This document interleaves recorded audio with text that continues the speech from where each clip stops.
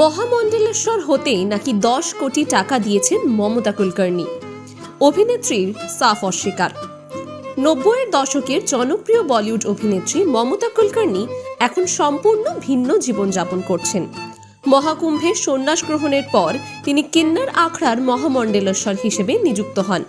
তবে সম্প্রদায়ের অভ্যন্তরীণ বিরোধের কারণে তাকে সে পদ থেকে সরিয়ে দেওয়া হয়। এরপর গুঞ্জন ওঠে যে ওই পদ পাওয়ার জন্য তিনি নাকি 10 কোটি টাকা দিয়েছিলেন। সম্প্রতি একটি সাক্ষাৎকারে মমতা কুলকার্নি এই অভিযোগ পুরোপুরি অস্বীকার করেন। তিনি বলেন, 10 কোটি টাকা তো দূরের কথা, আমার কাছে 1 কোটি টাকাও নেই। আমার সব ব্যাংক অ্যাকাউন্ট সিল করা হয়েছে।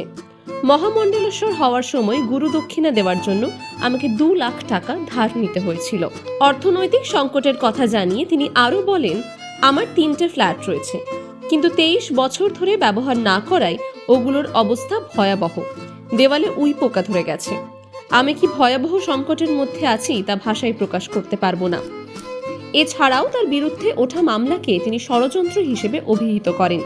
তার দাবি, একজন সিবিআই কর্মকর্তা ইচ্ছাকৃতভাবে তার নাম মামলায় জড়ান যাতে তিনি কমিশনার হতে পারেন। তবে পরে সেই কর্মকর্তা অপমানিত হয়ে পদ থেকে বরখাস্ত হন এবং উচ্চ আদালত মামলাটিকে খারিজ করে দেয়। তাকে আরও প্রশ্ন করা হয় যে তিনি কি সত্যি বেদ পড়েছেন বা শাস্ত্র সম্পর্কে কোনো জ্ঞান রাখেন।